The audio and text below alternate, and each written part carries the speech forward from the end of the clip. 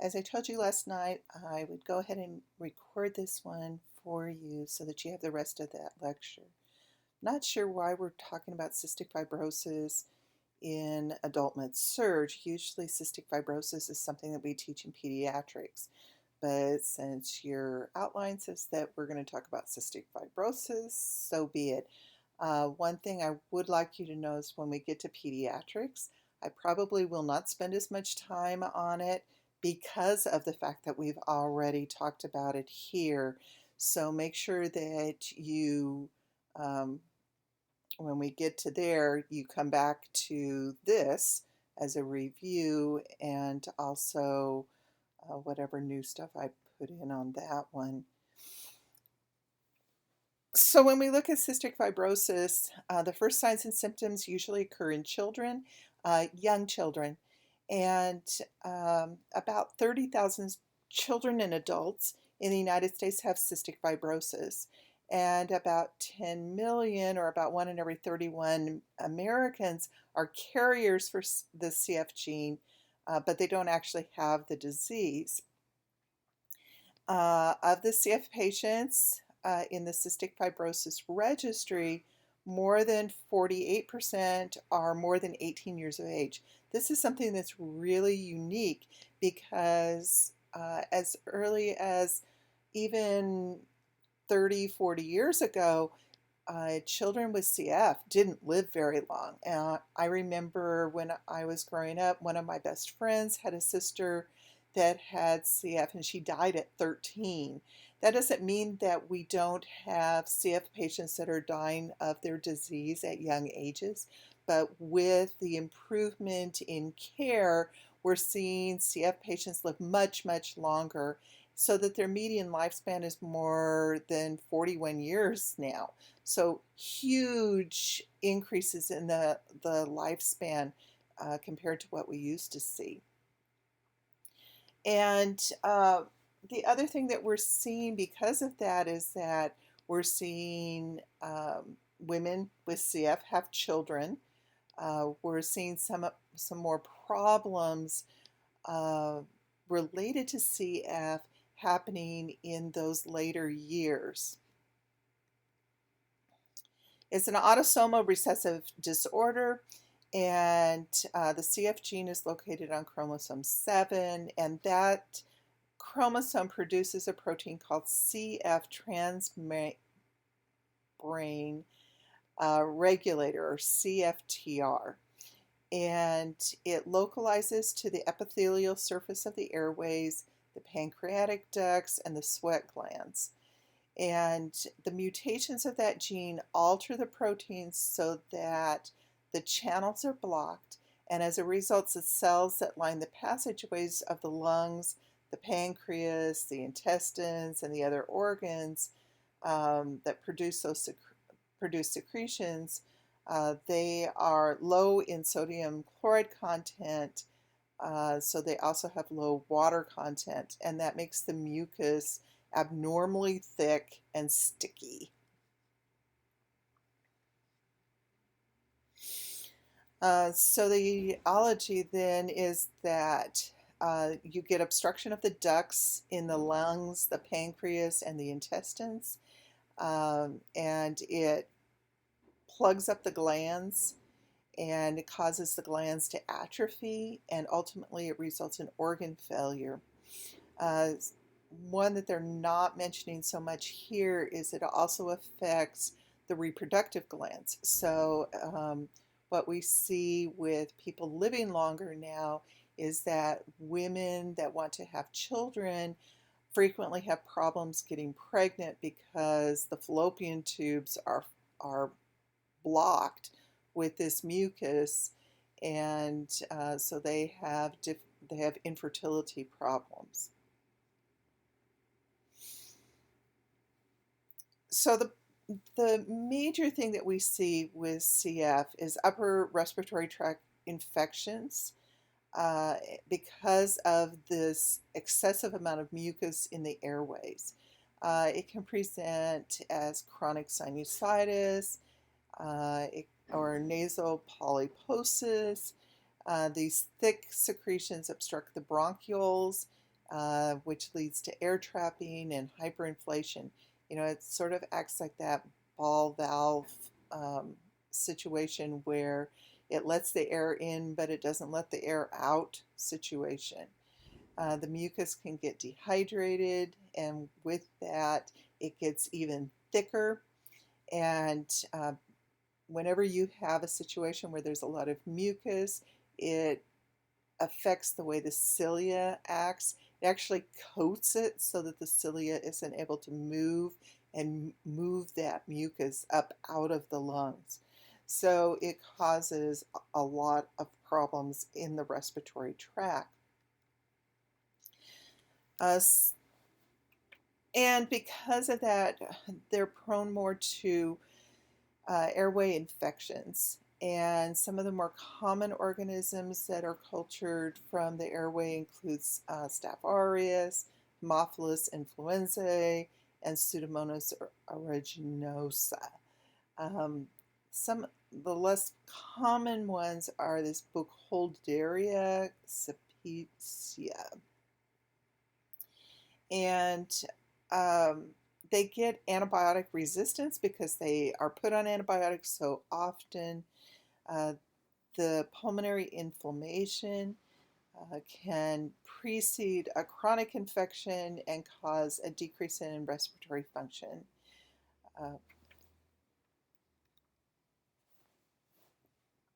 So initially, they get a chronic bronchiolitis and bronchitis. The pulmonary vascular remodeling starts to occur. Again, we talked about it takes a while for that to happen. But just like with asthma and COPD, we start seeing these bronchial walls getting thicker. And because of that, we can get local hypoxia and arterial vasoconstriction. It can lead to pulmonary hypertension and cor pulmonale in the later phases. Obviously, along with that, we get blebs and large cysts in the lung, and that will cause severe damage to the lungs. Complications to that can be hemoptysis, which we can have so much bleeding in the lungs that it can be fatal, pneumothorax, and usually the death from CF is a result of loss of pulmonary function. In addition to that, we also see mucus plugs in the pancreatic ducts, and that leads to pancreatic insufficiency, and it affects more the pancreatic exocrine ducts, which results in atrophy of the gland and progressive fibrotic cystic formation. So what we see, we always think about the pancreas and diabetes, and there is a form of diabetes that happens with CF, but what tends to happen more is that it affects the lipase, the amylase, and the proteases that are produced in the pancreas that helps us to digest our food. And so it doesn't these enzymes don't reach the intestines to help us digest their nutrients, so they end up with these fatty stools, and they don't get the nutrition from the proteins and fats in their diet, and so without these enzymes presence, nutritionally they are lacking absorption of their nutrients. And specifically, the fat-soluble vitamins are malabsorbed. I mentioned the steatorrhea. Steatorrhea means that fatty stool. Protein malabsorption results in failure to grow and failure to gain weight. These kids, if they're not getting their enzymes, which we'll talk about that in a little bit, they tend to be very malnourished looking. And then, like I mentioned, the CF-related diabetes is related to the destruction of the islet cells in the pancreas, and it has characteristics of both type 1 and type 2 diabetes. And so the pancreas with people with CF produces insulin, so that makes it different than the type 1, but it's too late to fully respond to the carbohydrate intake. And so it's just a really funky type of diabetes. In addition, they can get osteopenia and osteoporosis because of the malnutrition and the malabsorption of vitamin D. Remember, vitamin D is a fat absorbable vitamin, and they also get insufficient testosterone levels, chronically elevated inflammatory cytokines, and they also have mutations in the development of the bone. In addition to all of that, they may have GI problems like GERD, and their liver enzymes can be elevated because, again, that mucus can affect the ability of both the liver and the gallbladder to release their enzymes. And over time, they can develop cirrhosis of the liver. They can have gallstones, pancreatitis, and portal hypertension. They also get something called DIOS, which is distal intestinal obstructive syndrome.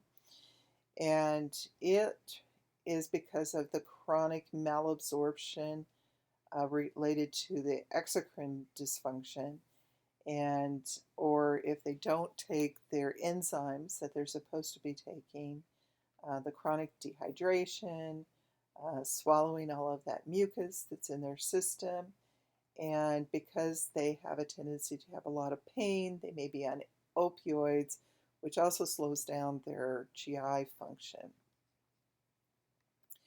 So obviously I stuck a case study in here, and we'll kind of go through it a little bit, but not to the same degree that we would have done if we did this in class. So KW is a 28-year-old man with cystic fibrosis, and he visits the clinic for his annual physical exam. He's married and in overall good health. He has a cough with scant wheezes when you auscultate his lung. So some of the things that you would want to know about him is, like, at what age was he diagnosed? Has he had any bronchiectasis, bronchitis, or pneumonia recently? Is he currently producing any sputum? And if so, how would he describe his sputum? Has he lost any weight in the past year? And has he had any GI difficulties? When we go, like we said, most babies that have, or most people that have CF are diagnosed as infants. And so what we see in the early manifestations is they get a meconium ileus. And so these babies don't poop. And so we end up checking them out. We do x-rays on them, and we find this meconium ileus. They may have acute or persistent respiratory symptoms if they don't have the initial manifestations at birth. They may have failure to thrive, malnutrition. They see that fatty stool as infants or toddlers. Other early manifestations include a large protuberant abdomen, so nice, big, distended abdomen. They may have emaciated appearance of their extremities, and they start having bronchiectasis, which we're going to look at that in just a minute. So bronchiectasis looks like this, and what we have in the airways is, so the top little section of this picture is looking at the cellular lining of the alveoli. And we get this mucus and pus in between the uh, cells in the alveoli. And the lung looks something like this on at death. Obviously, we aren't taking out a big piece of their lungs. And the other thing that we see is these alveoli become very saccular in shape instead of the normal shapes that we should see. And then the bronchioles that are going down to it get very distended, and this, as the picture says, cylindric in shape instead of the smooth branch-like appearance that we would see with it.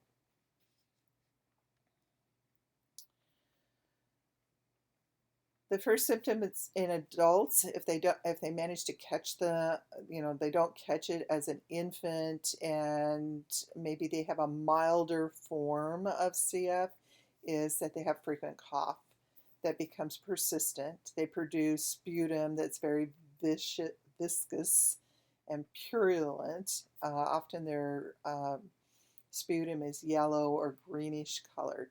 There was an interesting article that I saw a couple years ago about this set of twins in England, and they did not diagnose them with their CF until they were 58 years old. And they had always had this cough that just never seemed to go away.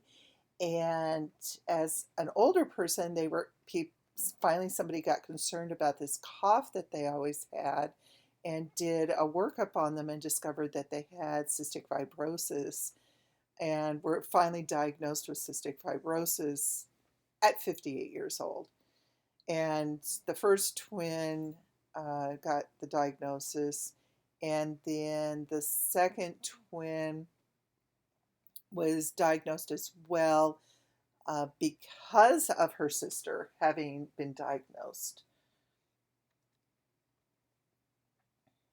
The other thing we see is recurrent respiratory problems.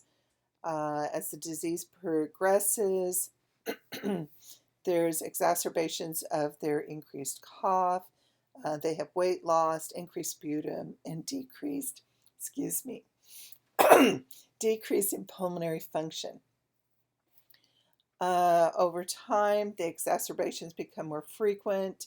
They get recovery of lost lung function, but it becomes less and less, and it ultimately leads to respiratory failure. The distal intestinal obstruction syndrome causes right lower quadrant pain, loss of appetite, emesis, and they may have a palpable mass. If they develop that, the insufficient pancreatic enzyme release causes the typical pattern of protein and fat malabsorption, and the patient becomes very thin. They have a low BMI, and they have these frequent, bulky, foul-smelling stools that we call steatorrhea.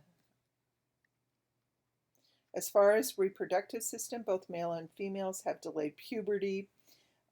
With the males, the vas deferens fails to develop in utero. And with females, they report menstrual irregularities and may have difficulty conceiving, like I said, because of the fallopian tubes becoming blocked with mucus.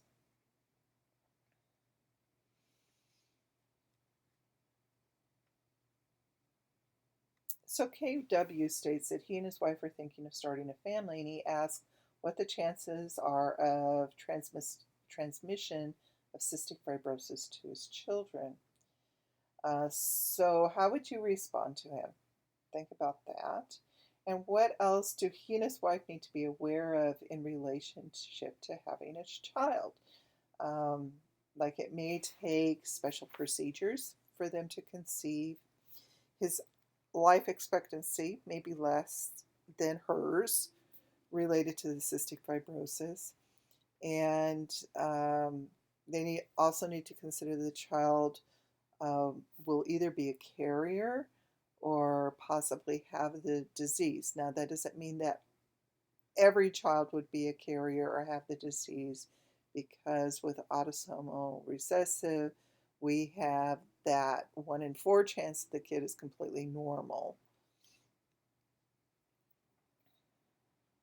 Complications include the bone disease that we mentioned when we were talking about the pathophysiology, sinus diseases, liver diseases, pneumothorax, um, and of course, when we aren't oxygenating well, then digital clubbing occurs.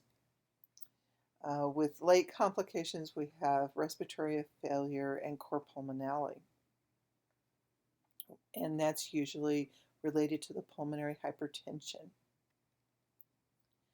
So the way this is diagnosed is we do a sweat chloride test with pilocarpine, and the pilocarpine is carried by the what they do is they put a drop of pilocarpine on the skin, and then they put an electrical probe over that, and the pilocarpine is carried by the electrical current to stimulate the sweat production.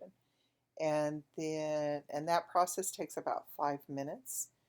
And so the patient may feel a slight tingling or warmth at that site. Then the sweat is collected on filter paper or gauze, and then it's analyzed for sweat chloride concentration. And the test takes about an hour. The sweat chloride values that are above 60 millimoles per liter are considered positive for the diagnosis of CF. And usually a second sweat test is obtained at the same time. So they do a test on each arm to confirm the diagnosis, just to make sure that they aren't picking up something funky on one side. And in genetic testing, they obtain a blood sample, or they take cells from inside the cheek, or which we call a buccal smear, and they're sent to the lab that specializes in genetic testing. Most lab tests only test for the more common mutations of the CF gene. You could have other ones that are involved. So back to CF, his primary care physician refers him to a new CF care center in his city. He asks what this center will provide for him. And basically what we have is that the Cystic Fibrosis Foundation certifies certain centers as being CF care centers. There's improved length and quality of life for patients that use those doctors in those facilities, and they get the best care and treatment and support that is available and is evidence-based practice for cystic fibrosis. Usually the team that are in those centers include a nurse, a physician, respiratory therapist, a physical therapist, a dietitian, a social worker, and often a nurse practitioner as well. So when we look at interprofessional care, the things that need to that may be done by others within the healthcare team, we want to promote clearance of secretions, control infections in the lungs, provide adequate nutrition, and manage pulmonary problems. As far as looking at the lungs, often these patients are getting aerosol and nebulizing treatments of medications to dilate their airways and liquefy their mucus, and to help to facilitate clearance. And so DNase or pulmonase is an agent that degrades the DNA in the CF sputum, and it increases airflow and it reduces the number of acute pulmonary exacerbations. Inhaled hypertonic saline is a 7% saline, and it's effective in clearing mucus. It also decreases the frequency of exacerbations. And then bronchodilators can be used to control the bronchoconstriction, but they haven't really shown that there's long-term benefit for those. Some of the airway clearance techniques is they do chest physiotherapy,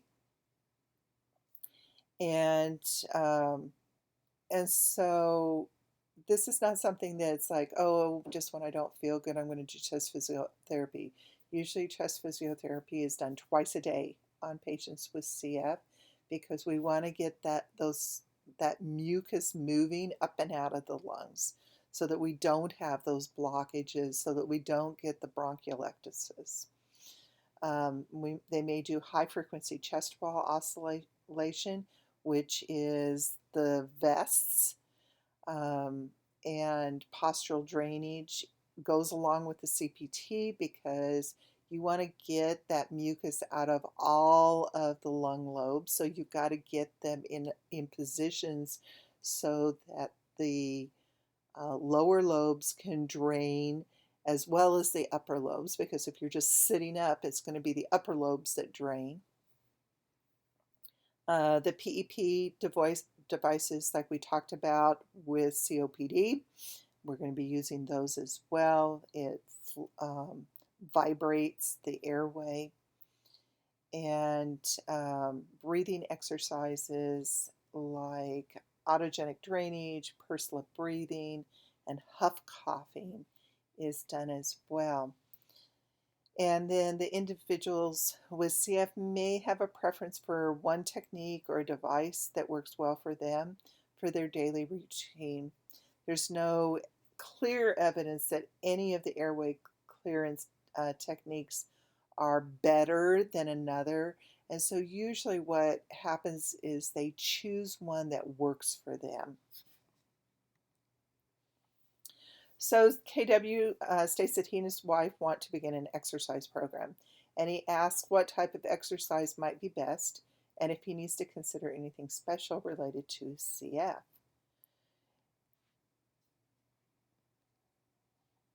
And what we know is that aerobic exercise can be effective in clearing the airways.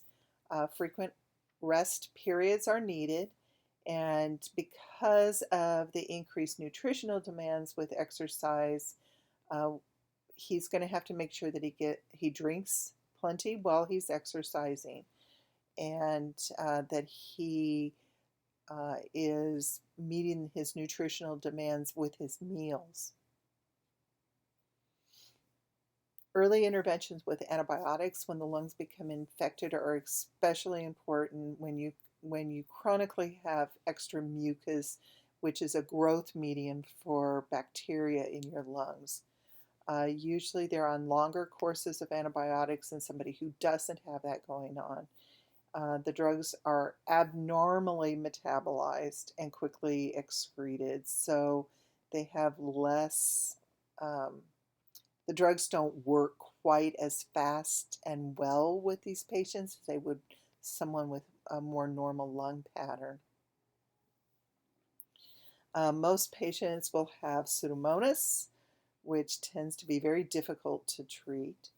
One commonly used antibiotic to treat patients who are chronically infected with Pseudomonas is an aerosolized tobramycin, and it's given every other month, every day, twice a day. And there's a tobramycin inhalation powder that's also available for treatment of Pseudomonas. So if they know that this person is colonized with Pseudomonas, they're going to be doing this routine with them to prevent the Pseudomonas from causing Pseudomonas pneumonia.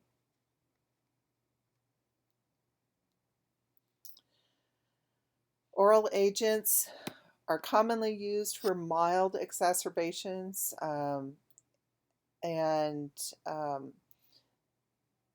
the oral antibiotics like semi-synthetic penicillin or trimethoprim, sulfamethoxazole works really well for the treatment of Staph aureus. The oral quinolones, especially ciprofloxacin, is something that they'll use for other infections. If home support and resources are adequate, they may choose to continue IV antibiotic therapy at home, and the usual treatment is 2 antibiotics with different mechanisms of actions like a cephalosporin and an aminoglycoside. The patients with cor pulmonale or hypoxemia may require home oxygen therapy as well.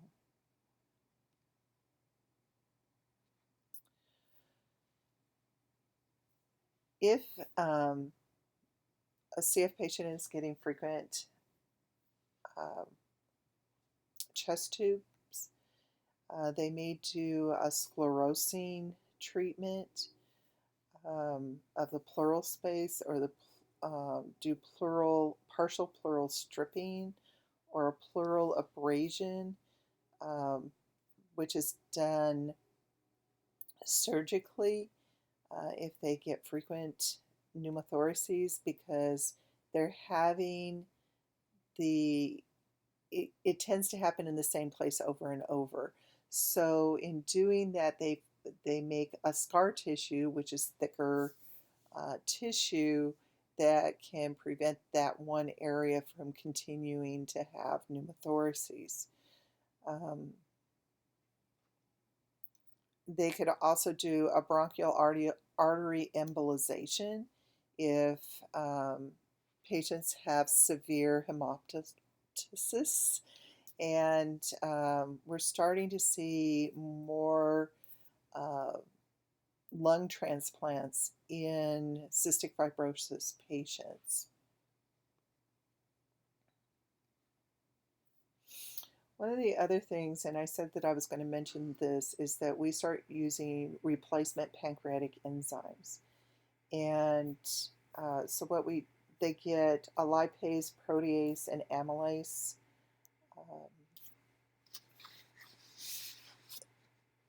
enzyme replacement. And it's administered before every meal and any time that they eat. So if they're going to have a snack, they take their enzymes. If they're going to go out to eat, they take their enzymes before they eat.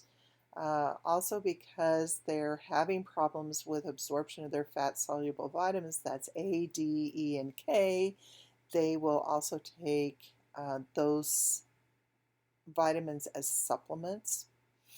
They may need caloric supplements to improve their nutrient status. They may need added dietary salt whenever sweating is excessive, like during hot weather, when they have a fever, or when they've been doing a lot of physical activity. They may have hyperglycemia, so they may need to have insulin as well. Thinking back to that pancreas that's not working in that CF form of diabetes. Also, with their dios, they may develop complete bowel obstruction, and so they may need to have gastric decompression. So they may have to have NG tube put down. This is usually managed medically. If it doesn't resolve with medical treatment, surgery may be needed to prevent ischemic bowel. They may have partial or uncomplicated, look at that's misspelled, diose, and with that, that's treated with an ingestion of a balanced polyethylene glycol electrolyte solution, which is like Miralax or Golightly, and it's used to thin the bowel contents. Also, they may have a water-soluble contrast enemas used. Often with that meconium ileus that we see at birth, we don't give them Miralax or that. We actually use one of the radiology solutions. Basically, we send them down for a contrast enema, and it's not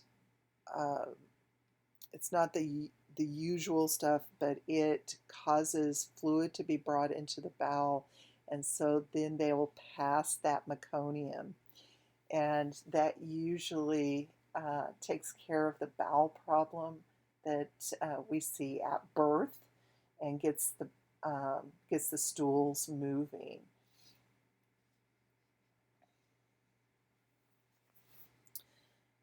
Ivaccator, or Calideco, is used to treat patients who have mutations in the cystic fibrosis gene, and it targets the function of the gene itself, and that assists this mutation to open the chloride channels. This drug has proven that it's possible to alter the function of the mutation, and so it's one of the drugs that's being used in some patients. It's not effective in patients with CF who have 2 copies or the homozygous form of the F508 mutation.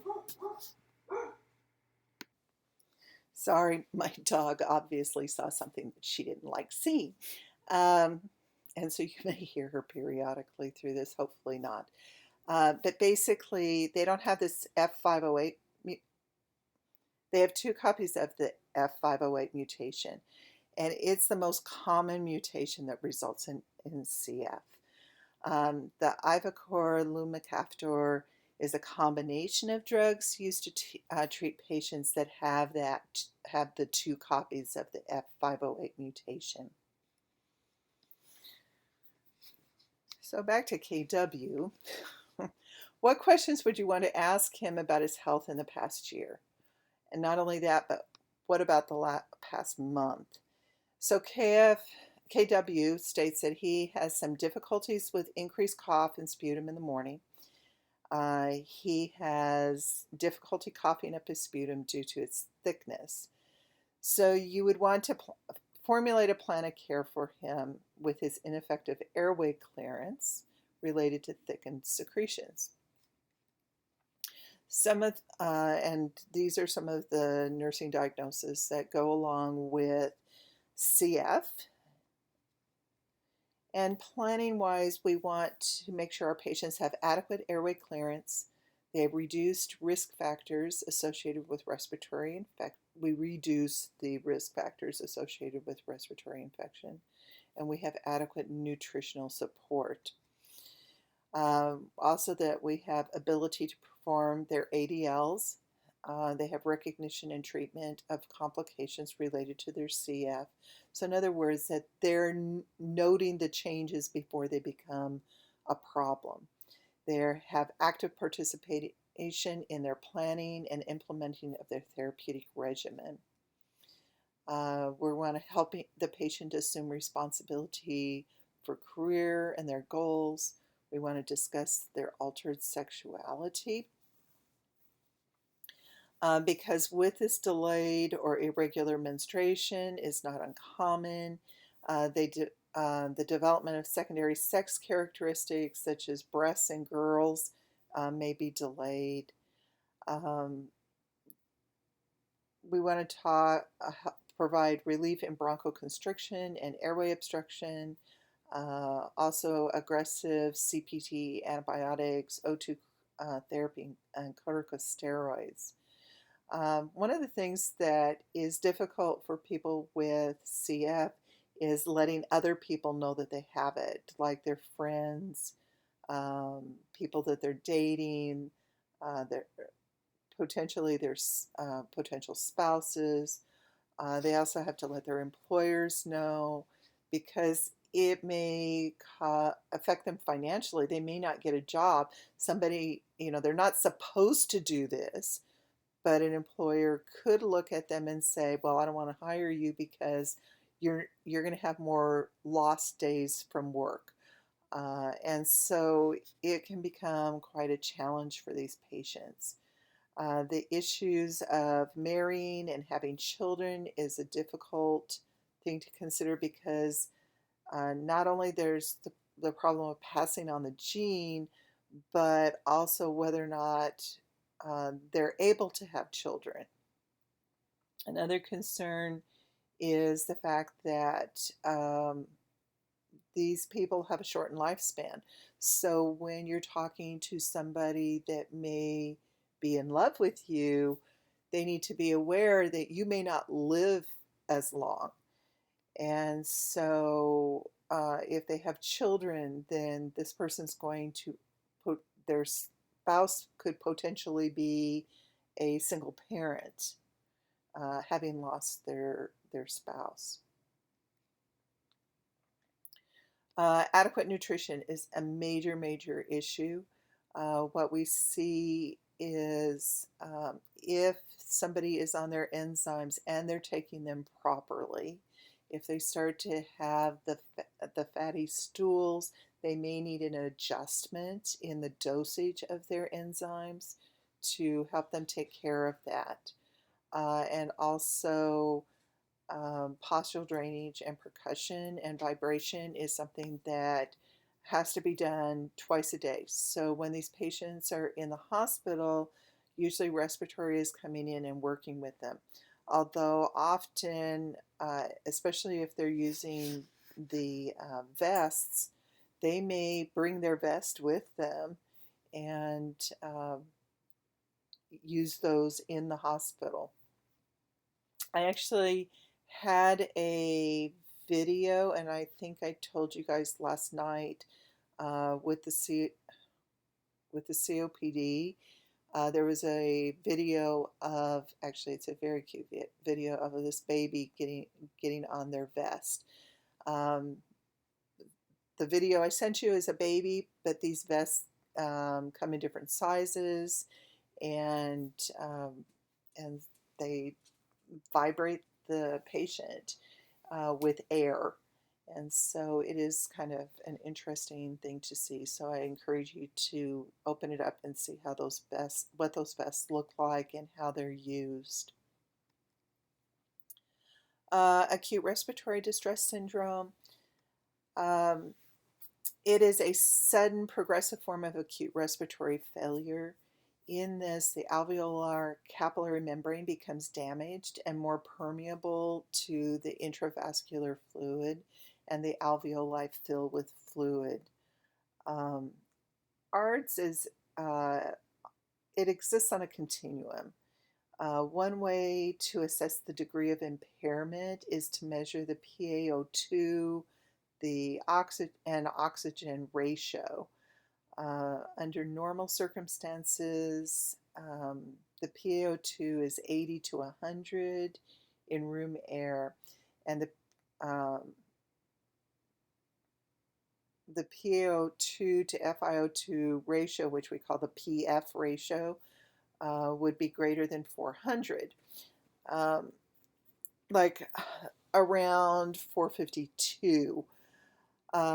With the onset of progressive lung injury and impairment in O2 delivery to the alveolar membrane, the PaO2 may remain lower than expected despite increased FiO2.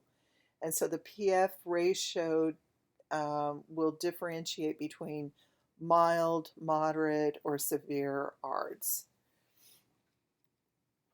So with the stages of ARDS, your top picture is a normal alveolus and pulmonary capillary. The B one is when interstitial edema occurs with increased flow of fluid into the interstitial space. And the bottom one is when the alveolar edema occurs and the fluid crosses the blood gas barrier. So what results is we have severe dyspnea, hypoxia, decreased lung compliance, and diffused pulmonary infiltrates. There's about 150,000 cases of ARDS annually, and it carries a 50% mortality rate. So this is definitely something that is very severe.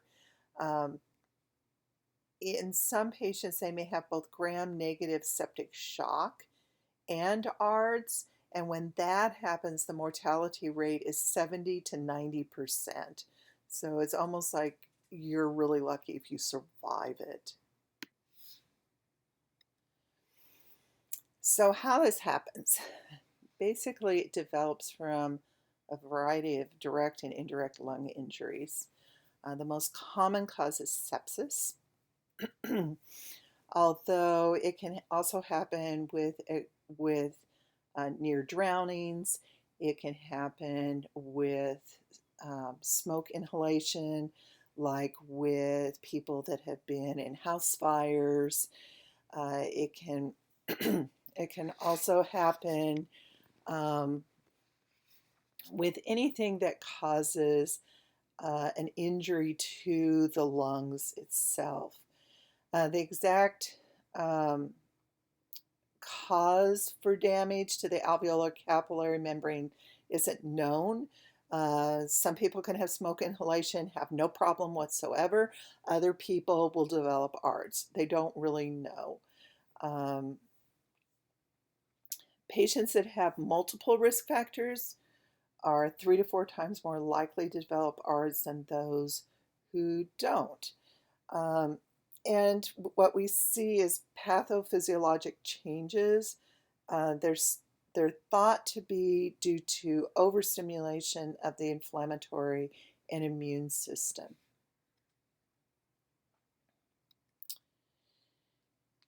And like I've said before, here's the lovely little map about what happens, the cascades that happen when ARDS is developing. The direct lung injury may cause ARDS, or ARDS may develop because of a systemic inflammatory response.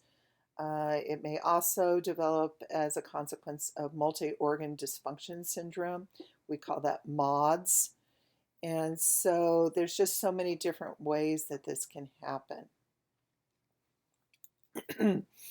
But basically, the neutrophils are attracted and they release mediators that produce changes in the lungs.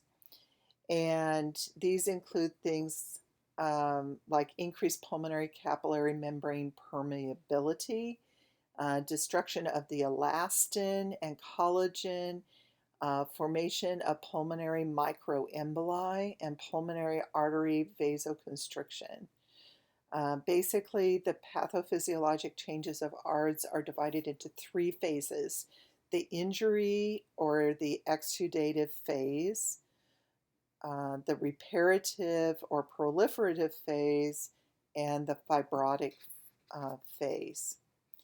In the injury or exudative phase, this is happening 1 to 7 days after the initial lung injury or the insult with sepsis. And the neutrophils adhere to the pulmonary microcirculation. It causes damage to the vascular endothelium and increased capillary permeability.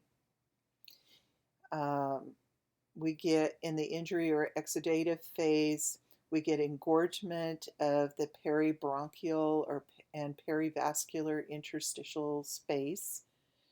And then fluid starts to cross into the alveolar space. And finally, the intrapulmonary shunt develops as the alveoli fill with fluid and blood starts passing through that can't be oxygenated.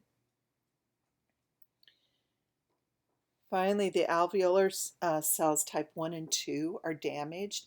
This means that we're not producing surfactant, and so we have surfactant dysfunction, and that leads to atelectasis. And then the hyaline membranes line the alveoli, and the hyaline membrane contributes to the fibrosis and the atelectasis, and it leads to decreased gas exchange capability and lung compliance. When I, other than this inflammatory action that's happening, I always kind of compare this to the premature lung. Because when we're in this point where we're not making surfactant, it's very similar to what's happening with our premature babies that don't have surfactant in their lungs. And what's interesting to me from the way I can understand things is my babies start with no surfactant and then develop the inflammatory process when we're trying to help them breathe. And with the adult, it just happens opposite of that, where they have the inflammatory process first and then they don't make surfactant. But it results in the same thing where they're not oxygenating as well as they should. So in addition, during the hyaline membrane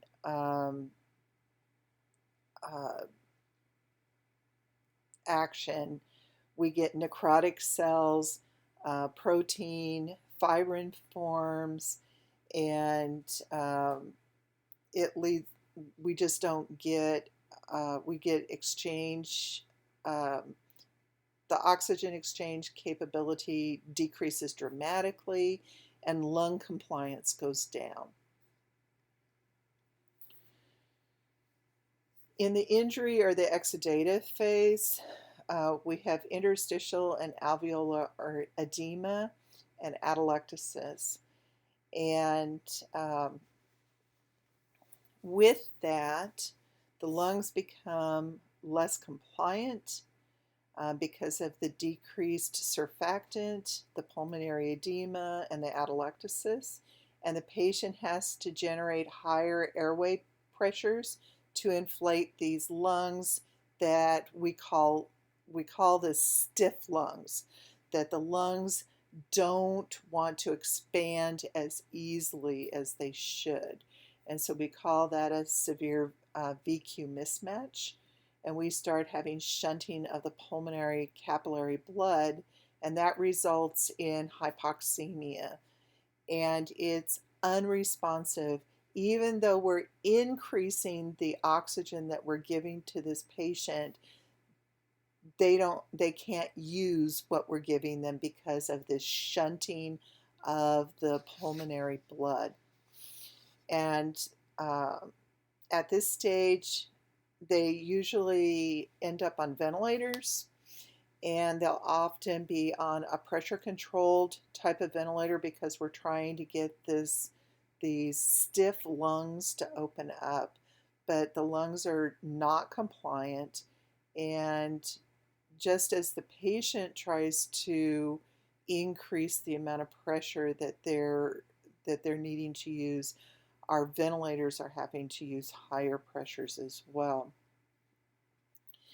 And so we attempt to keep the lung open, but we have to really balance it so that we don't over-distend the alveoli, because if we do that, then the alveoli will burst just like a balloon.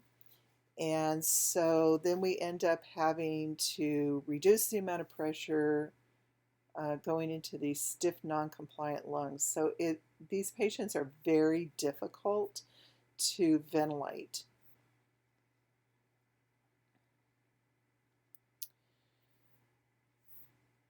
So what we see before they go on a ventilator is they have increased work of breathing.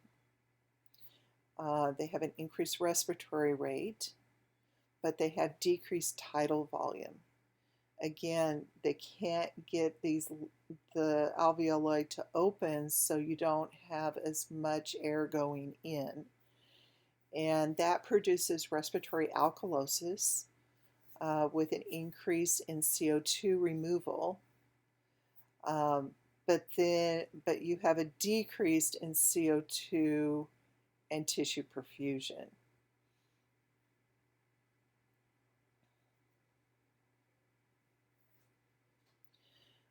As atelectasis and pulmonary edema and the pulmonary shunt increase, compensation starts to fail and they become hypoventilated and they have decreased CO2 and decreased O2 perfusion eventually occurring in the body.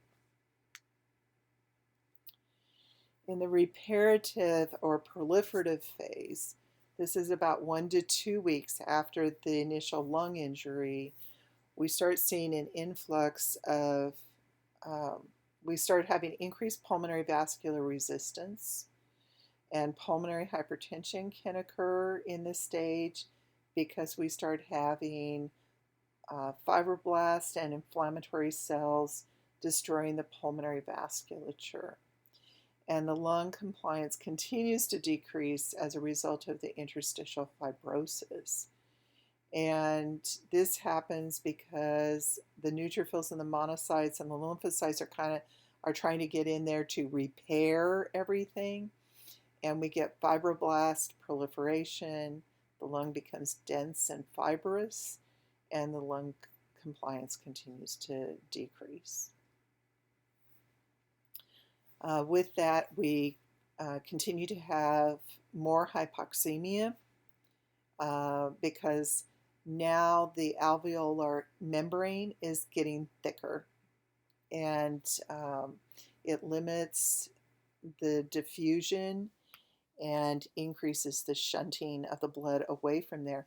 If you think about it, we only have like one cell in the alveoli between the gas on one side of the alveolar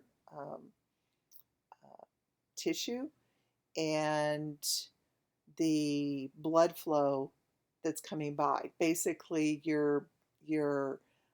that tissue that's there is the blood vessels tissue, and that's what allows us to get the CO2 out of the blood and the oxygen into the blood so easily in our alveoli. But with fibrosis happening there, that one layer becomes very thick. If you think about how a scar feels compared to your normal skin, think about how that would affect an area of the body that needs a very thin membrane in order for oxygenation to occur. If the reparative phase persists, then in the lungs we have widespread fibrosis, and if it stops, then the lesions will resolve. In the fibrotic or chronic late phases, this is 2 to 3 weeks after the initial injury, the lung is completely remodeled by the collagen and fibrous tissues. With that, we'll note decreased lung compliance, decreased area for gas exchange, so that means that we continue to have hypoxemia, and pulmonary hypertension results from the vascular destruction and the fibrosis that's there. It's hard for the blood to circulate into fibrous areas. There's more resistance there than in this really nice, healthy lung. So some persons survive the acute phase of lung injury. Their pulmonary edema resolves and they get complete recovery. It's not known why some do and others don't. They just know that some people tend to get over this and some don't. Some factors seem to be important in determining the course of ARDS. These include things like what caused the initial injury, the extent and the severity of comorbidities. So if you're a relatively healthy person, your chances of recovery from ARDS is higher than if you're somebody that also is a smoker and also has high blood pressure and also maybe has some cardiovascular disease as well. And whether you get a pneumothorax or not as a result of the stages of ARDS. The chances of survival are poorest for those who enter the fibrotic stage, and often they require long-term mechanical ventilation. So it's important that we catch it early. And so what we usually see early is there's dyspnea, there's tachypnea, cough, and they'll be really restless. Remember, restlessness is one of the early signs of hypoxia. And I've seen these kind of questions show up on tests a lot. And so remembering restlessness as a sign of hypoxia is really important for you guys to pick up. These initial presentations are often really subtle. And at the time of the initial injury and for several hours to 1 or 2 days afterwards, the patient may not be experiencing any respiratory symptoms at all. And the chest auscultation may be normal, or it may have some fine scattered crackles. When we look at the ABGs, we may see mild hypoxemia and respiratory alkalosis, and that's caused by the hyperventilation. It also results from hypoxemia and the stimulation of the capillary receptors. There's a table 68.6, and it presents the findings that support a diagnosis of ARDS. The chest x-ray may be normal or reveal, like I said, the interstitial infiltrates. Edema may not show until there's a 30% increase in fluid in the content of the lungs. So if you think about 30% of your lungs having fluid in them, that's a lot of fluid.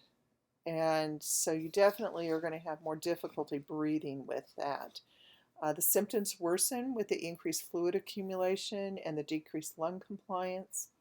The pulmonary function tests will reveal decreased compliance, decreased lung volumes, and decreased functional residual capacity. Respiratory distress becomes more evident as their work of breathing increases. Tachypnea, intercostal and suprasternal retractions may be present during this time.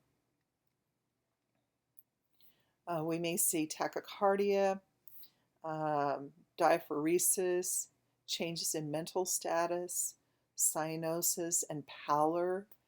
At this point, we may see diffuse crackles and coarse crackles. The hypoxia, despite increasing the oxygen, continues. So that O2 sat that we have on them is low. It may be like 89% or 90%. And even though we're turning up their oxygen, it doesn't change. It continues to be low. They have increased work of breathing despite normal PaO2 or normal SATs in some cases.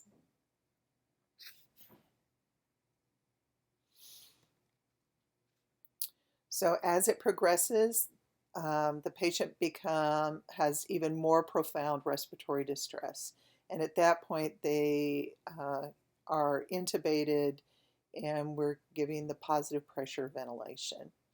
The chest x-ray is often termed a whiteout or a white lung because of the consolidation and widespread infiltrate through the lungs, and it leaves few recognizable lung spaces. And so this is a chest x-ray of somebody with ARDS, and you can see that there is just all this, it should be almost black, except for seeing the lungs. But what we see instead is all of this sort of fluffy looking stuff throughout the different lobes. If you look up here on the upper right side of this person, you can see a big area of a lot of consolidation. You see it again in the lower lobe on the right-hand side. You can see it over on the left-hand side too, but just not quite as well because it's rotated a little bit.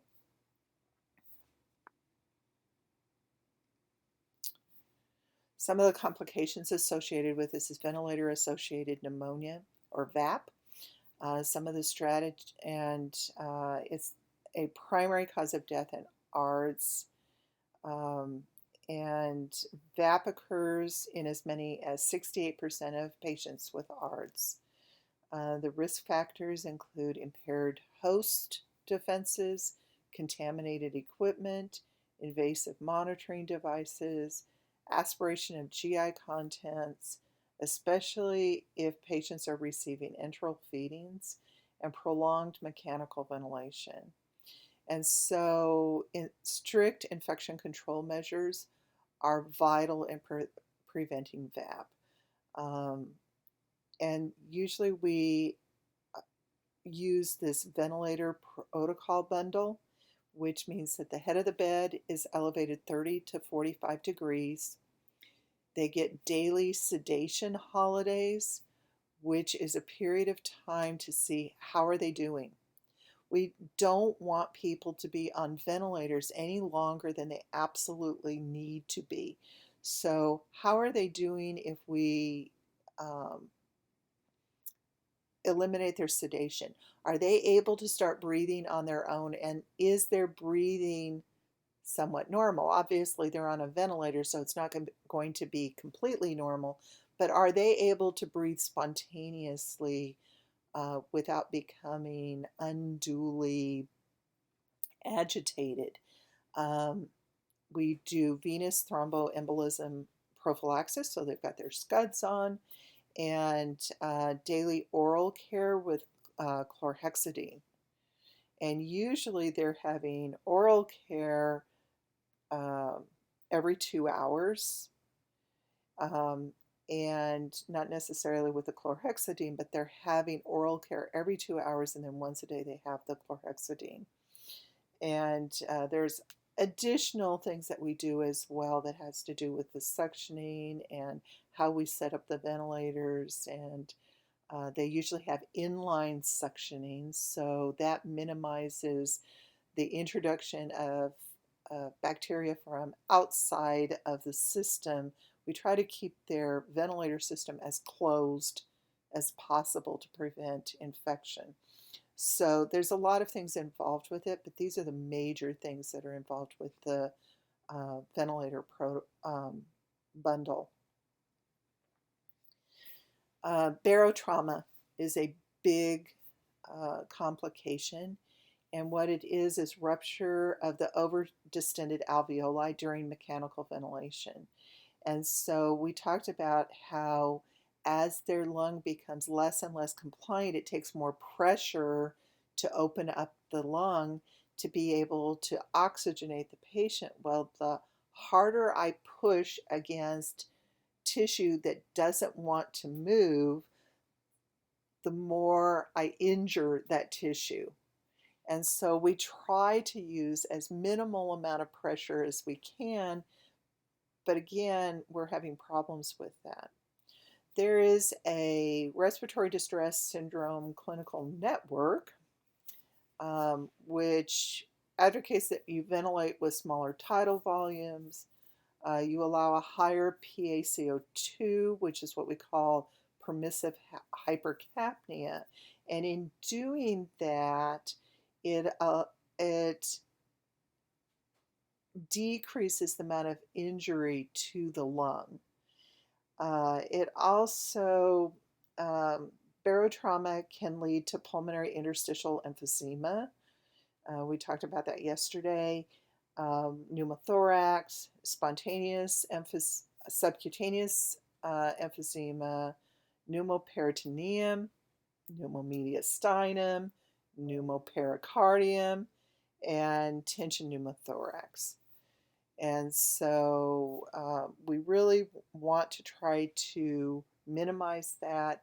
And this permissive hypercapnia has been shown to reduce mortality and also decrease the number of ventilator days for these patients that are surviving. Volutrauma occurs when large tidal volumes are used to ventilate non-compliant lungs. And it's kind of related to that barotrauma.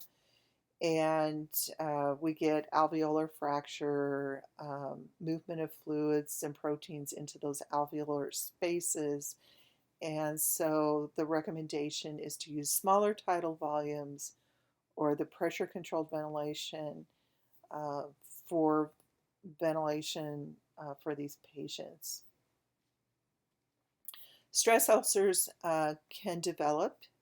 It's one of the things that's associated with ICUs. And when there's stress ulcers, we can get bleeding. It occurs in about 30% of patients with ARDS on mechanical ventilation. So some of the things that we do is correction of the predisposing conditions that may make that more prone to happen. But we also give them prophylactic anti-ulcer drugs when they're in the ICU. Usually these are things like proton pump inhibitors like pantoprazole or and mucus protecting drugs like sucralfate. And the other thing is we try to get them started on enteral nutrition, which means that we either are putting a G tube in or we're putting down an NG tube. With renal failure is another complication. It occurs because of the decreased renal perfusion and decreased oxygen delivery to the kidneys.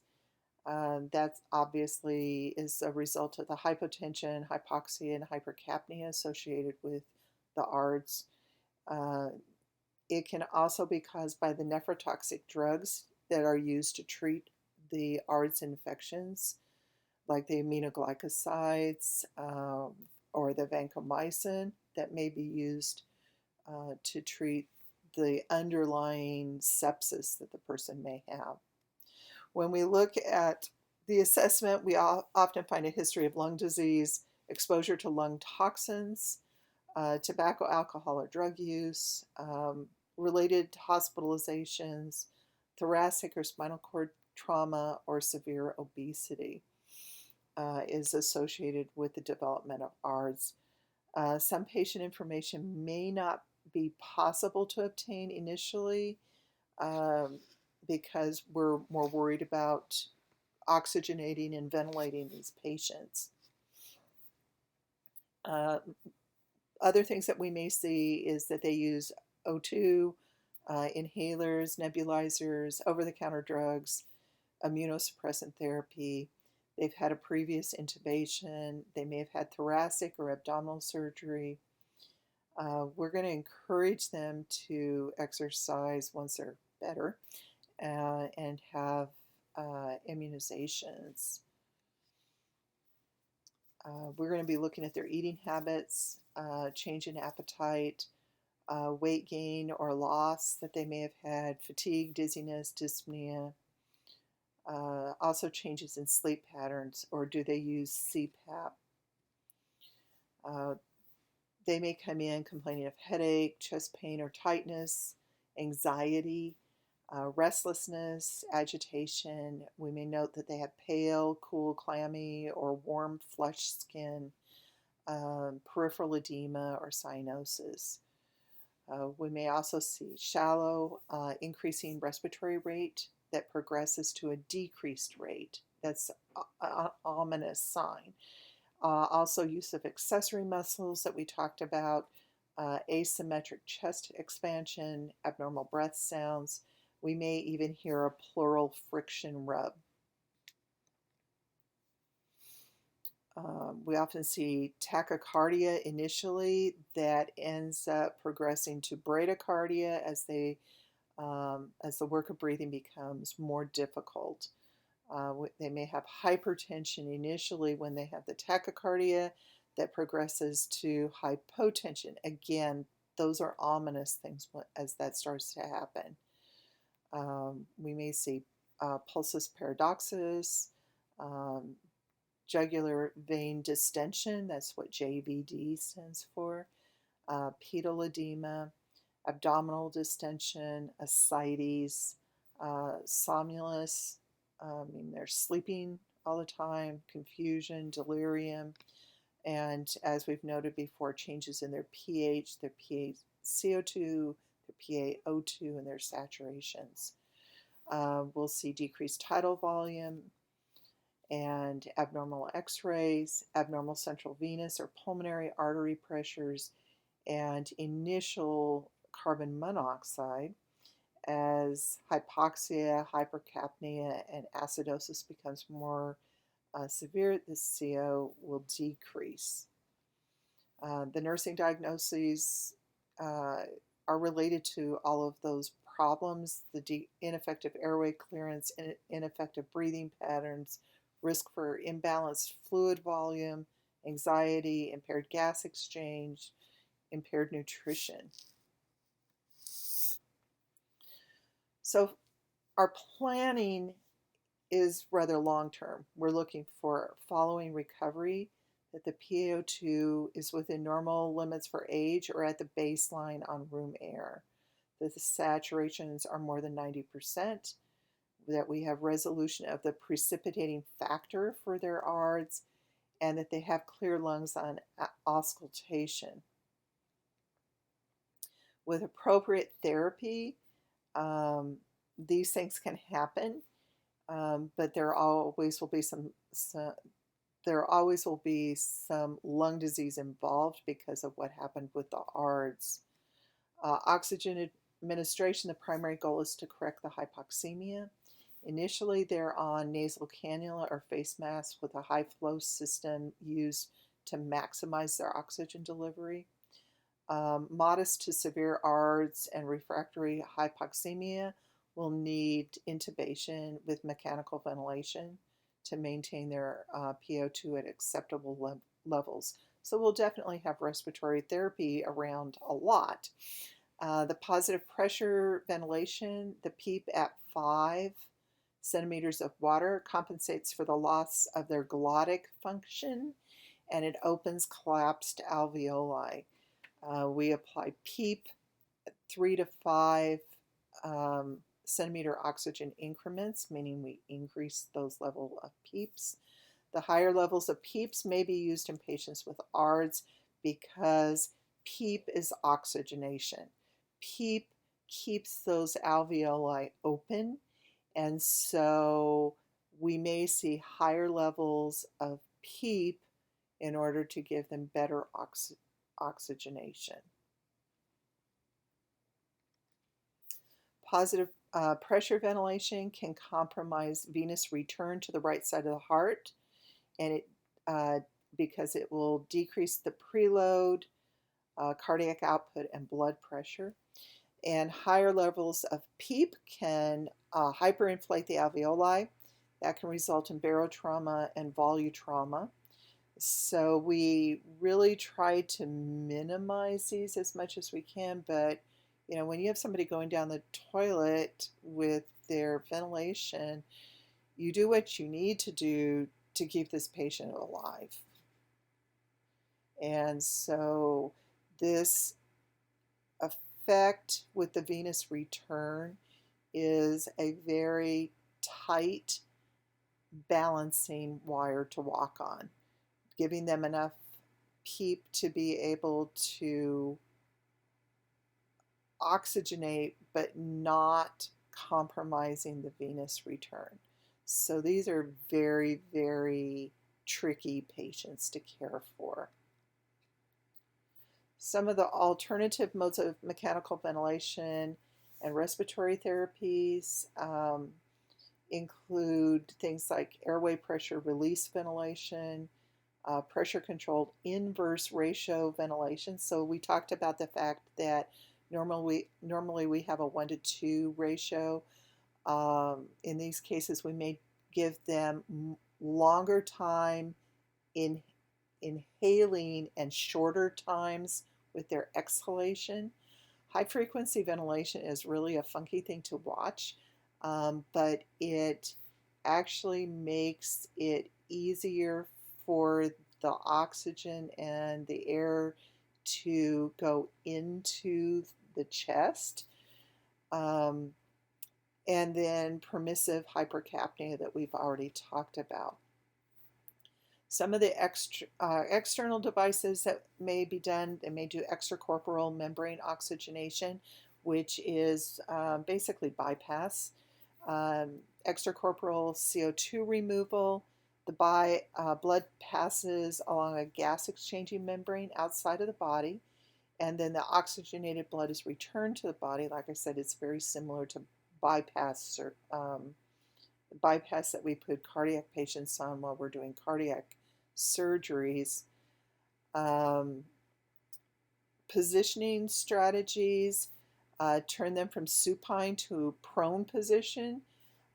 This may be sufficient to reduce the inspired O2 or the PEEP. When in the supine position, the mediastinum and heart contents place more pressure on the lungs than when they're prone. So if you put them prone, it may allow the lungs to expand better. The downside of that is it does predispose the patient to atelectasis in the supine position. Also, fluid's going to pool in whatever the dependent regions of the lungs are. So basically, you need to turn the patient frequently to keep the fluid from pooling in those areas. So prone positioning is definitely something that we consider for someone who is hypoxic, who's not responding to other strategies to increase their PaO2. These pictures show people being turned into that prone positioning that are on the ventilator. They also have something known as a rotoprone bed, and this is something that I know they're using over at St. Joseph's in Lexington, because I got to see a presentation by the nurse residents a couple of years ago. And it allows the clinicians to place patients in prone positions safely, and but it's not specifically indicated for the treatment of ARDS. In addition, there's something known as a continuous lateral rotation therapy, and it's a continuous, slow, side-to-side turning at less than 40 degrees for 18 out of 24 hours. And they're actually rotating the actual bed frame. In addition, the bed may contain a vibrator pack that provides chest physiotherapy. Kinetic therapy is similar to the CLRT in that the patients are rotated side to side more than 40 degrees, equal to or more than 40 degrees. And the Total Care SpO2 RT bed system offers a continuous lateral rotation therapy and percussion and vibration therapies. And so the patients can easily and quickly be repositioned in these special beds that they put them in. As far as supportive therapy, we're trying to maintain cardiac output. If it falls, it may be necessary to administer crystalloid fluids or colloid solutions, or we may need to lower the PEEP if we're not getting, um, if we've got that too high. We may need to use inotropic drugs like dobutamine or dopamine. They may need packed red blood cells to increase the hemoglobin, and by doing that, we increase the oxygen carrying capacity of the blood. There's controversy that exists regarding the optimal hemoglobin level. Some advocate keeping the level around 9 grams per deciliter with an SpO2 of 90% or more. Others recommend hemoglobin greater than 7 grams. So that's one of those things where the doctors are still trying to figure out what works the best. Also, maintenance of nutrition and fluid balance with enteral or parenteral feedings are usually started. Increasing the pulmonary capillary permeability results in fluid in the lungs, and that causes pulmonary edema. So at the same time, the patient may be volume depleted, and that places them at risk for hypotension and decreased cardiac output. So we need to monitor the hemodynamic parameters. So our central venous pressure, the stroke volume variations. We need to monitor daily weights, intake and output to assess for fluid status. The patient is often placed on fluid restrictions, and diuretics are used for the pulmonary edema that's taking place. So it's this really tight balancing act between making sure that they're getting adequate nutrition and fluids, but at the same time getting these extra fluids out of the lungs. And you might say, well, how are you doing daily weights on somebody who's on a ventilator?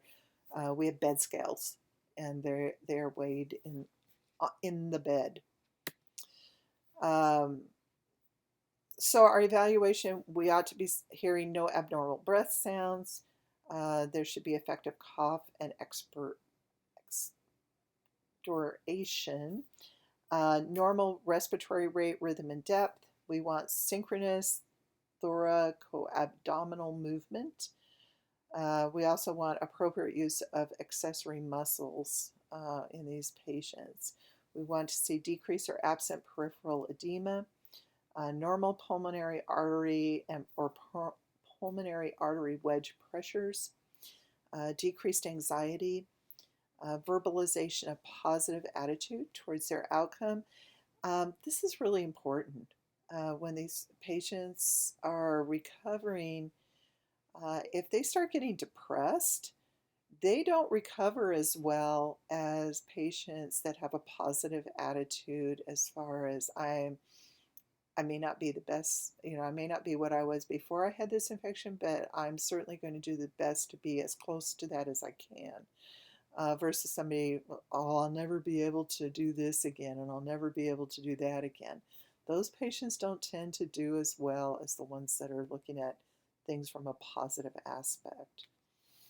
PaO2 and PaCO2 are within normal ranges or at baseline. Maintenance of weight or weight gain, serum, albumin, and protein are within the normal ranges. And we're going to move on to acute respiratory failure. It's not a disease, but a symptom. It results from one or more disorders involving the lungs or other body systems. We're going to try to get through this pretty quick. It results in inadequate gas exchange and insufficient O2 transferred to the blood. So we end up with hypoxemia. Inadequate CO2 removal results in hypercapnia. So acute respiratory failure is classified as hypoxemic, which is hypoxemic respiratory failure or hypercapnic respiratory failure. In hypoxemia respiratory failure, it's also referred to as oxygenation failure. It's the PO2 is less than 60 on inspired oxygen concentration, more than 60%. With hypercapnic respiratory failure, it's also referred to as ventilatory failure. And with that, the PaCO2 is above normal, more than 48, and they have acidemia with their pH less than 7.35. The causes are mismatch between ventilation, that's your V, and perfusion, which is your Q. We call it a VQ mismatch. We get shunts, like what we were talking about with ARDS, and diffusion limitations and alveolar hypoventilation. The causes include ventilator perfusion mismatch, which occurs with things like COPD, pneumonia, asthma, atelectasis. It can also be the result of pain and pulmonary embolus. The causes of the hypoxemic respiratory failures includes an anatomic shunt or an intrapulmonary shunt, and it's seen when the alveoli fill with fluid, like with ARDS and pneumonia.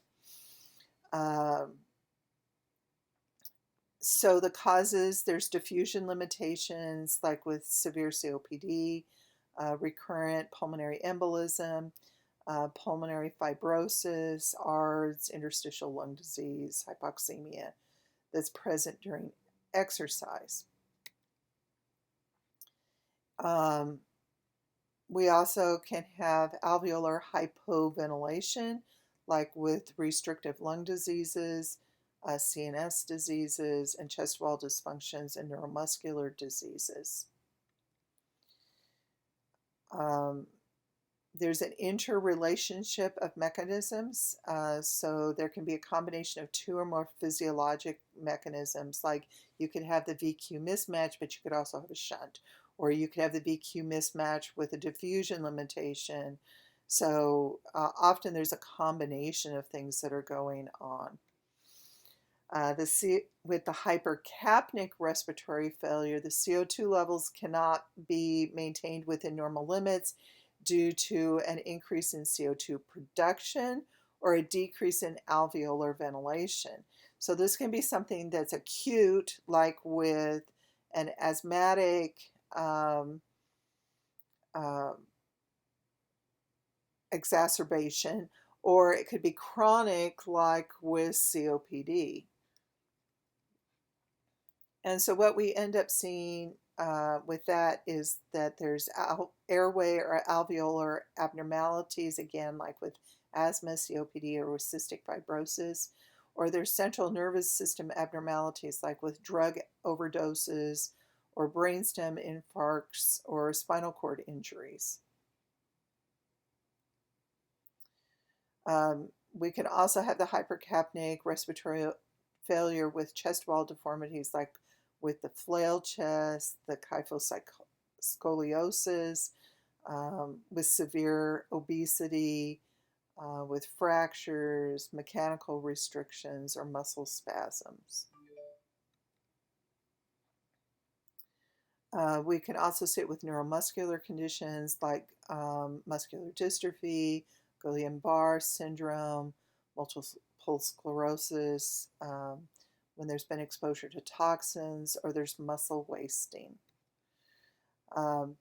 Basically, with respiratory failure, the major threat is the inability of the lungs to meet the oxygen needs of the tissues.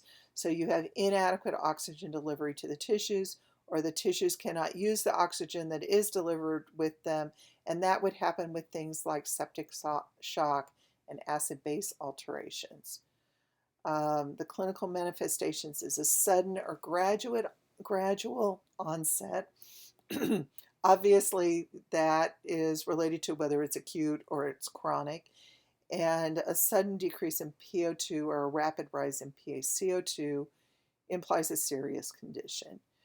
When the compensation mechanisms fail, the respiratory failure occurs.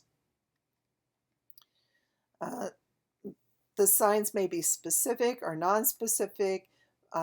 Usually we see mental status that changes that occur early in the process. We may also see tachycardia, tachypnea, and mild hypertension. Cyanosis is a late sign. So if you're ever faced with a question that's asking for early signs, then you're going to be looking for things like mental status changes or the tachypnea, tachycardia, hypertension. If they're asking for a late sign of respiratory failure, then you're going to mention the cyanosis. Consequences of hypoxemia and hypoxia: the cells shift from an aerobic to anaerobic metabolism, which leads to metabolic acidosis and cell death. We have decreased cardiac output, impaired renal function, and GI tissue ischemia. So what we see often is decreased urine output that is related to the respiratory failure because we're not getting enough oxygen or perfusion to the kidneys. Kidneys like oxygen. Other manifestations include rapid shallow breathing pattern, being in that tripod position, pursed-lipped breathing, dyspnea, retractions, paradoxal breathing, and diaphoresis. We may hear abnormal breath sounds like crackles, absence or diminished breath sounds, or even a pleural friction rub. The diagnostic studies are going to be the physical assessment, chest x-ray, ABG analysis, pulse oximetry. We'll be looking for CBC, serum electrolytes, urinalysis, ECG, sputum, and blood cultures. We want to make sure that we aren't missing something that can be easily fixed. And these labs are giving us an opportunity to try to fix things before somebody dies on us. Obviously, failure implies that things aren't going well. Also CT scans, VQ lung scans, end-tidal CO2 will actually measure the CO2 is helpful to confirm that we have the correct tube placement if somebody is intubated, because if they're not, if their endotracheal tube is not in good position, that's an easy thing to fix. You know, we just reposition it and then we're going to ventilate them better. Pulmonary artery catheter in severe cases, so CVP, PA pressures, all of those kinds of things. The nursing and interprofessional management, obviously these are our nursing diagnoses that goes along with respiratory failure. Our overall goals is independent maintenance of their airway, effective cough, and ability to clear secretions, normal ABG values or values within that patient's baseline. Remember, a COPD patient may never have completely normal ABG values, but it's normal for them. That there's the absence of dyspnea or recovering to baseline breathing patterns for the patient. So if the patient is active, they may have some dyspnea after they've walked to the bathroom, but after they've had a chance to rest, it returns to their baseline. Breath sounds also return within the patient's baseline. Prevention is a thorough history and physical assessment to identify at-risk patients for respiratory failure and early recognition of respiratory distress. Respiratory therapy may be involved with oxygen therapy delivery systems. It needs to be tolerated by the patient. We're going to try to maintain the PO2 of 55 to 60 or more, and the SATs at 90% or more at the lowest oxygen concentration possible. They're going to be working to mobilize secretions with effective coughing, adequate hydration and humidification, chest physiotherapy, airway suctioning, patient positioning, and ambulation. We've been talking about the tripod position. This is one way that the tripod position may be observed. In some of our patients, they may actually be sitting way up and leaning over their overbed table, but it helps to increase the chest and lung expansion. With augmented coughing, it's performed by, if our patients have trouble coughing up their mucus, sometimes we can help them out, and it may be beneficial to some of them, and it's performed by placing one or both hands on the base of the lungs, and after the patient takes a deep inspiration and at the beginning of expiration, you move the hands forcefully upward, and this increases the abdominal pressure and aids in producing a forceful cough. This is not something that just everybody does, because if you do it improperly, you could break their rib and cause a liver or spleen laceration. So this is definitely not something that is going to be done on a regular basis. We talked about huff coughing last night. It's a series of coughs performed while saying the word huff, and it's effective in clearing the central airways. A staged cough is when they sit leaning forward, they take 3 deep breaths through their mouth and then cough. Hydration and humidification, they need to have adequate fluid intake, which may mean that they need IV hydration, or they may need humidification devices, or they may be getting their O2 via an aerosol mask. Mucolytic drugs take that hydration and loosen the secretions, making it easier for them to clear. The most, one of the more common mucolytic drug is acetylcysteine, which is known as Mucomist, and it's mixed with a bronchodilator, and it's inhaled. Now, some of you may know or not know that acetylcysteine is also used as an antidote for Tylenol overdose. When it's given for Tylenol overdose, it's given systemically, but in this case, it's inhaled.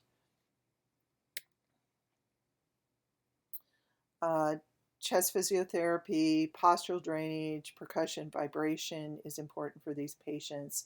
Airway suctioning, either nasopharyngeal, oral pharyngeal, and nasal tracheal is done, unless, of course, somebody is intubated or has a trach, and then we're going to be doing airway suctioning as well.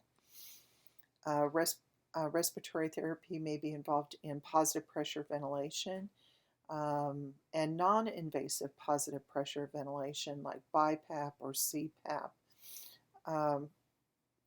It's not appropriate for patients who have excessive secretions or have decreased level of consciousness, high O2 requirements, facial trauma, or hemodynamic instability. Basically, a mask is placed over their nose or their nose and mouth, and positive pressure from a mechanical ventilator assists the patient to breathe easier. Drug therapy can relieve bronchospasms, so bronchodilators, reduction of airway inflammation, so we may be looking at corticosteroids, inhaled corticosteroids, and in some cases, oral steroids.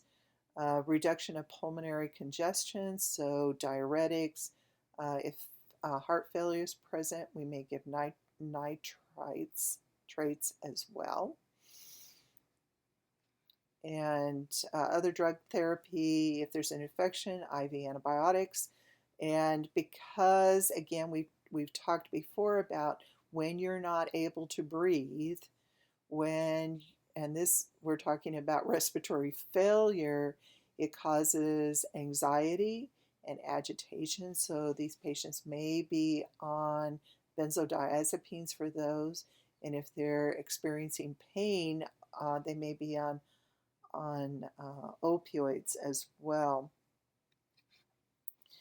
Other medical supportive therapy is to treat whatever the underlying cause of the respiratory therapy is, maintaining adequate cardiac output and hemoglobin concentration. Nutritional therapy would include maintaining protein and energy stores, enteral or parenteral nutrition and nutritional supplements. The expected outcomes are to maintain a patent airway with effective removal of secretions, achieve normal or baseline respiratory rate, rhythm, and breath sounds, and maintain adequate oxygenation as indicated by normal or baseline ABGs. Also to experience normal hemodynamic status without inotropes. When we think about it from a gerontological consideration, physiologic aging results in decreased ventilatory capacity, decreased alveolar dilation, larger air spaces, loss of surface area, diminished elastic recoil, decreased respiratory muscle strength, and decreased wall compliance. And so their PaO2 falls further, and the PCO2 rises at higher levels before the respiratory system is stimulated to alter the rate and depth of breathing. Other considerations: if they've been a lifelong smoker, they have poor nutritional status, they have less available physiologic reserve, both their cardiovascular, their respiratory, and their autonomic nervous system. They're just more vulnerable to delirium and healthcare associated infections and and then you have to think about the fact that they often are using polypharmacy as well. So they may be taking medications that actually work against each other. So those are things that we have to consider when looking at older adults, is whether there's some of these confounding factors that are happening as well. So that completes this lecture. And if you have questions, email me. My email is faye.foreman@kctcs.edu. And you can ask me any questions that you may have, or catch me in the hall, and we'll try to answer those questions as best I can. And I'll see you all next week.